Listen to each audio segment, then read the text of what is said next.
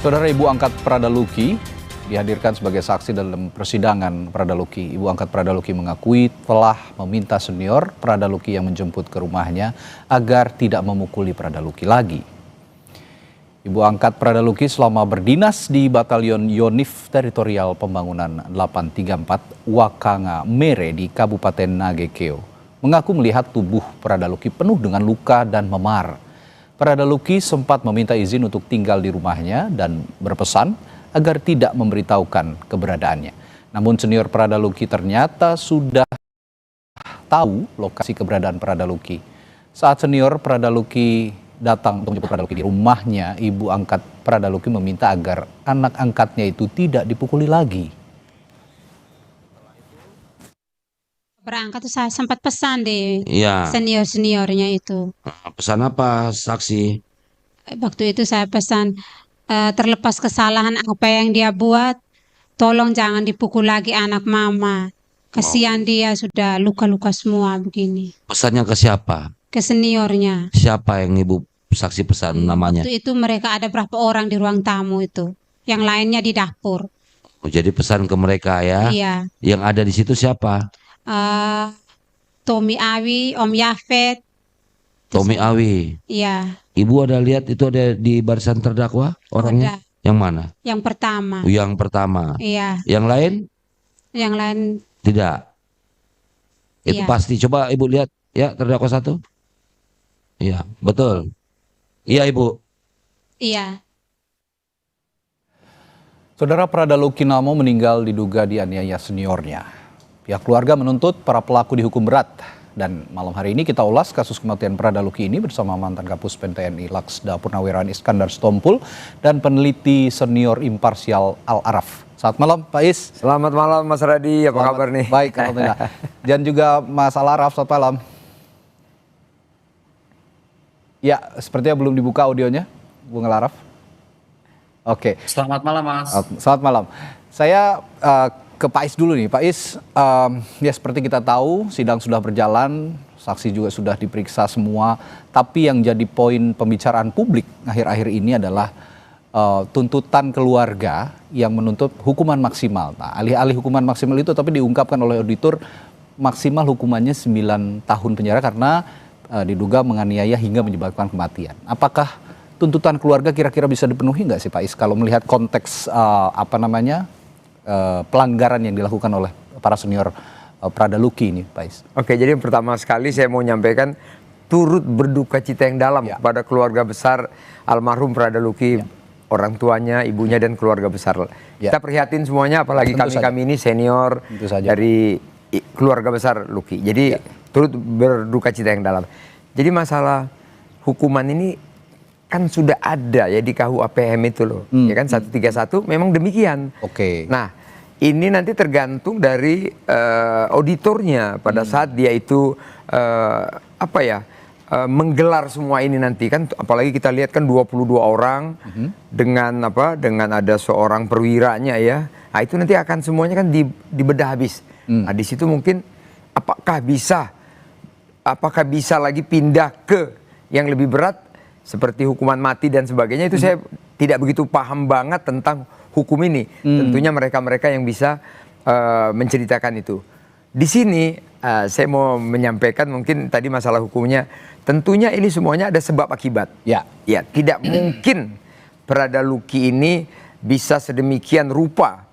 Dia disiksa, dia dibantai dengan 22 orang berhari-hari, sudah ke ibu angkatnya, kembali lagi, taunya masih lagi akhirnya meninggal. Nah, tentunya ini ada sebab akibat. Ini yang perlu diperhatikan menurut saya. Sebab akibat mungkin kita kotakan. Sebab akibatnya ini apa nih? Terus kedua ini bagaimana nih pembinaan daripada TNI? Apakah angkatan darat, laut, udara ya? Kita lihat pembinaannya nih. Karena kalau saya lihat begini, memang pendidikan atau budaya di TNI itu sangat berat, sangat keras. Tapi tentunya saya katakan kita perlu mengkotakkan tadi. Kotakan masa damai, kotakan masa tempur. Nah, ini masa damai dan masa tempur. Masalah tempur. Kalau pada saat masalah damai, ya kita buat pembinaan lah ya. Kalau di masa damai pembinaan konteksnya ya. Pembinaan yang terukur. Misalnya begini, dia punya kesalahan, misalnya dia maling lah katakan gitu ya, atau dia nembak orangnya, dibina yang bagus ya kan.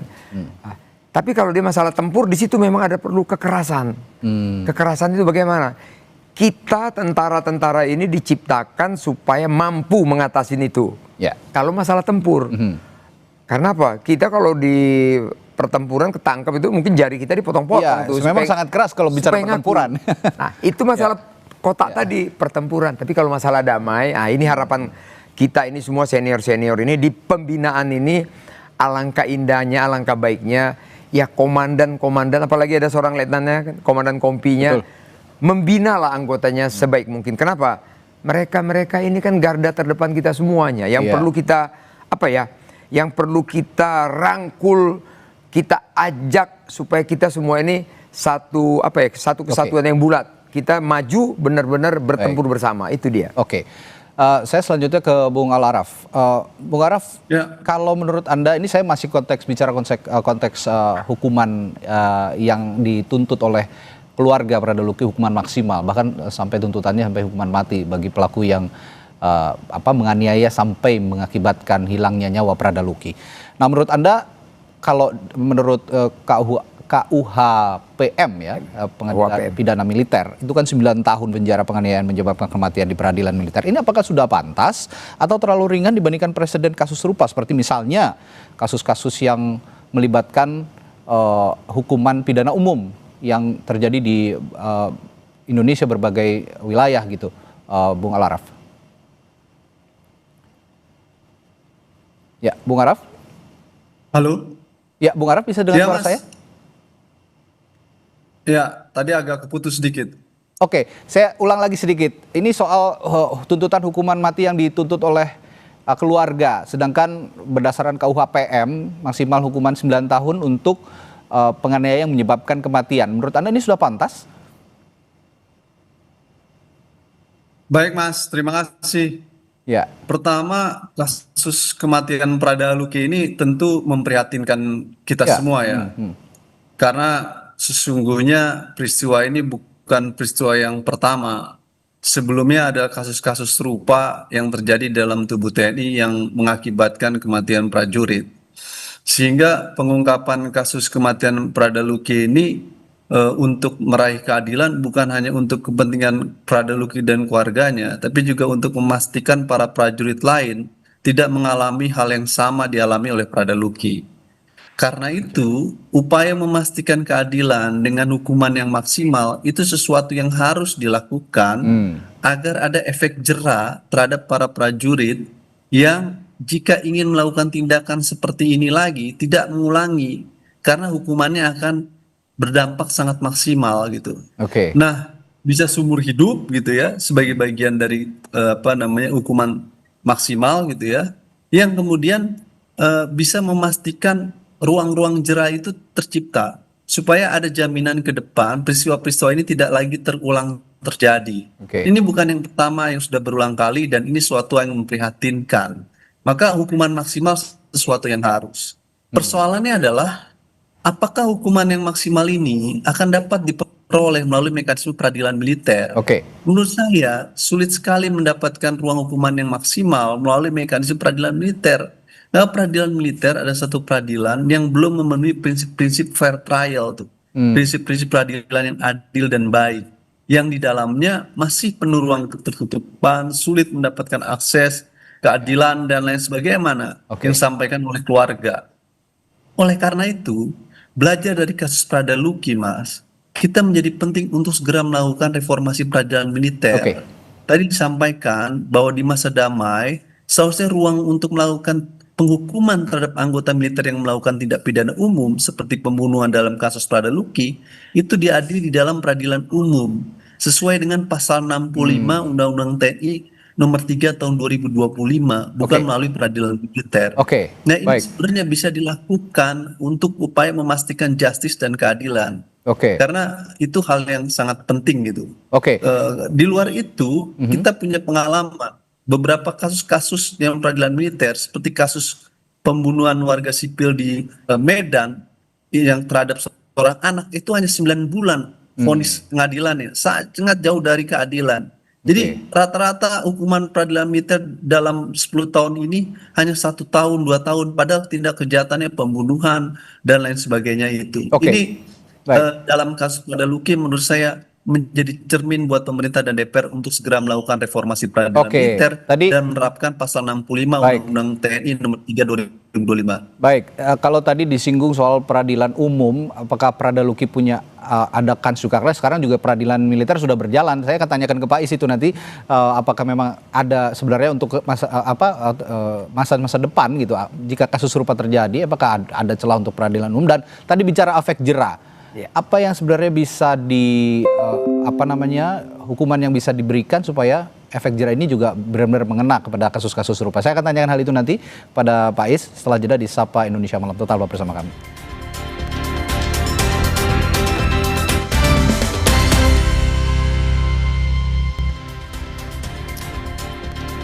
Masih mendiskusikan kasus hukum yang melibatkan para personel TNI yang diduga menganiayai Pradaluki hingga tewas yang sekarang masih dalam masa persidangan.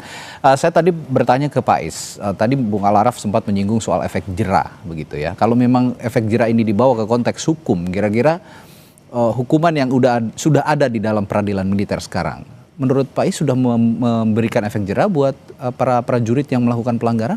Ya, harusnya ya. Orang yang sudah dihukum, apalagi saya dengar ya, saya kan ngikutin ya, sidang ini saya mengikuti, akan dihukum 9 tahun dan dipecat. Oke. Nah, saya mau itu biasanya ada hukuman tambahan nanti dipecat. Dan dipecat gitu. Nah, harusnya orang masuk tentara itu adalah satu kebanggaan, pride dari keluarga besar. Inilah kami. Sehingga manakala dia berbuat sesuatu perbuatan yang tidak terukur sehingga membuat orang mati, katakanlah begitu, ini akan membuat efek jera kepada yang lain. Menurut saya 9 tahun sudah akan membuat efek jera. Kenapa? Ini kan bisa dikatakan bersama-sama ya. Ini kan 22 orang ya semuanya ini. Nah, saya percaya itu akan membuat efek jera. Saya percaya memang, namun cara pandang orang itu kan berbeda-beda. Kalau kita mengatakan efek jera akan muncul, tapi keluarga mungkin belum puas ya kan, karena kita tahulah kita juga punya keluarga, punya anak, semuanya kita bagaimana sayangnya kita kepada anak kita yang kita banggakan, taunya meninggal ya kan begitu. Nah ini tentunya di sini kalau menurut saya itu sudah efek jera, namun kita tetap tidak bisa melanggar kan kalau memang sudah pasal 131 kalau saya tidak salah 9 tahun ya masakan kita melebihi itu tidak mungkin. Saya yakin dan saya percaya auditor akan mengikuti regulasi itu. Dia tidak mungkin melanggar regulasi itu. Itu menurut saya. Nah tadi disinggung juga soal peradilan umum. Ini kan sebenarnya peradilan ini sudah berjalan. Tapi di kemudian hari kalau kita bicara pelanggaran serupa ataupun tindak, ya ini bisa dibilang tindak pidana serupa yang dilakukan oleh prajurit. Apakah bisa masuk ke ranah pidana umum seperti yang disinggung oleh Bung Araf tadi? Kalau Bung Araf mengatakan masuk ke peradilan umum, itu boleh-boleh saja. Namun saat ini kita kan masih berpegang kepada peradilan militer. Bila mana seperti yang kata Bung Araf tadi memang mau dikerjakan atau diadili di peradilan umum, tentunya regulasi undang-undang harus dirubah dulu. Nah itu kan mungkin dengan mekanisme yang ada, dengan mekanisme yang harus kita patuhi. Itu menurut saya nggak ada masalah. TNI itu mau di peradilan manapun tidak ada masalah. Namun karena sekarang dia ada di peradilan militer, tentunya si auditor itu pasti patuh dan taat kepada undang-undang peradilan militer, saya yakin. Ya, selain itu saya juga atau publik juga sekarang menyoroti soal tanggung jawab hukum bagi atasan yang dinilai juga gagal mencegah penganiayaan, Pak Is dan juga Bung Araf. Saya ke Bung Araf dulu. Bung Araf, kalau menurut pandangan Anda dari peran atasan ini yang gagal mencegah penganiayaan hingga menyebabkan kematian Pradaluki, apa yang bisa dilakukan atau bisa diberikan hukuman yang pantas untuk atasan yang gagal mencegah ini menurut Anda, Bung Araf? Ya, saya rasa kasus ini harus bisa ditarik untuk mencari jalan apakah kemudian atasannya terlibat di dalam proses ini gitu dan bertanggung jawab. Tapi secara awal ketika peristiwa ini terjadi, maka atasannya sebenarnya sudah dianggap abai dan tidak menjalankan fungsi sebagaimana mestinya, sehingga perlu dievaluasi.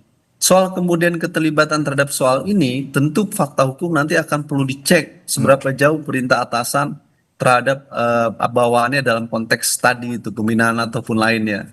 Karena ini peristiwa yang berulang dalam kasus Pradaluki, sehingga pantas jika kemudian proses investigasi juga dilakukan menyasar kepada atasannya. Oke. Itu. Nah, apalagi ada prinsip common responsibility itu, tanggung jawab komando atasannya terhadap bawahannya itu harus dicek secara lebih dalam, sehingga nggak cukup hanya kepada level prajurit saja yang terlibat di lapangan. Kedua adalah Mas, saya rasa saya menarik tadi sama Pak Iskandar gitu ya, yang memberikan ruang bahwa ke depan kemungkinan untuk diadili peradilan umum sebaiknya perlu dibuka gitu, karena upaya ini kan sangat tergantung dari pemerintah dan DPR, dan militer seharusnya mengikuti saja. Dalam negara demokrasi kan militer tunduk terhadap otoritas sipil, dalam hal ini presiden dan DPR.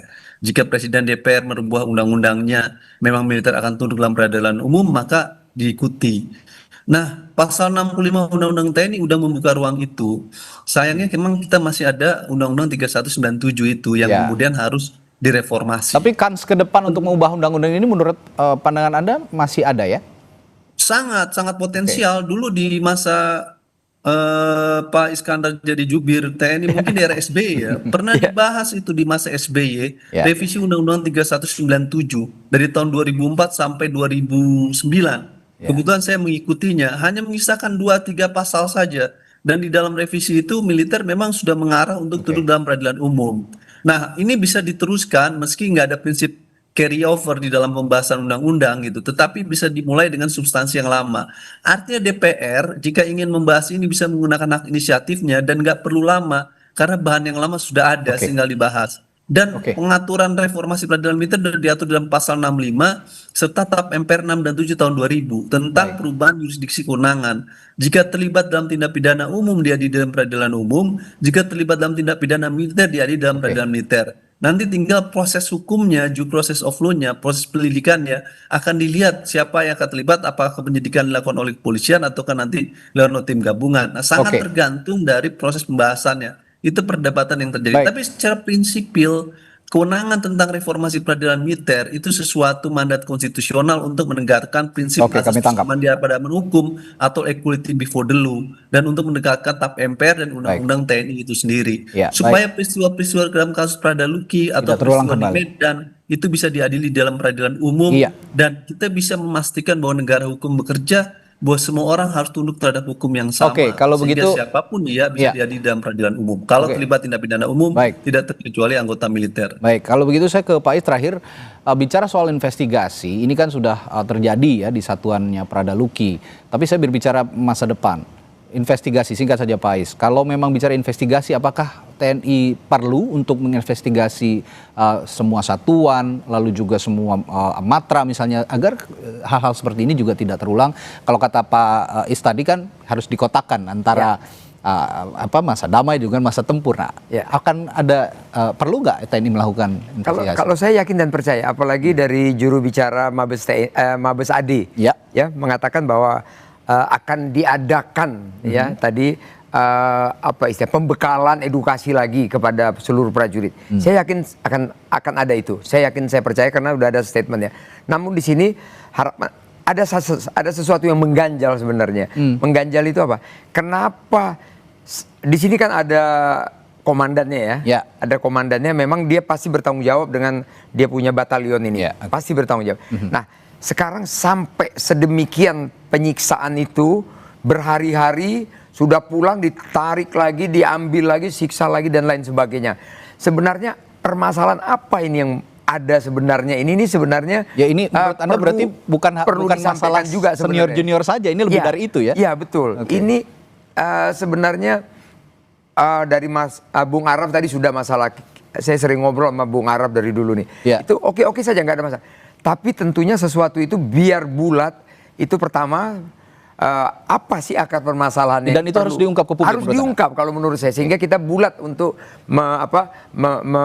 menilainya. Terus yang kedua, di TNI ini saya sampaikan juga dengan Bung Araf bahwa TNI itu memang mengikuti pasal-pasal yang berlaku. Misalnya tadi kalau ini tindak pidana 9 tahun, 9 tahun. Oke. Manakala di TNI dibilang ini 20 tahun atau seumur hidup, ya akan seumur hidup. Saya yakin dan percaya. Oke. Cuman karena dibatasan ini ya terjadi 9 tahun. Inilah dia kejadiannya. Pak. Yang kami catat dari perbincangan kita malam hari ini yaitu tadi, kalau memang ada kasus seperti ini, motif sesungguhnya juga harus diungkap ke publik. Yes. Dan yang tadi kita harus cermati bahwa ada masa damai, masa tempur, ini yang harus sama-sama dicermati oleh institusi TNI, sehingga hal serupa juga tidak terjadi di kemudian hari. Baik, terima kasih Pak Is sudah Terima berbincang kasih, Pak. di Terima studio, kasih. dan juga Bung Araf sudah bergabung melalui sambungan virtual. Kita akan jumpa lain waktu Pak Is dan Oke. Bung Araf. Sampai jumpa lagi, selamat malam.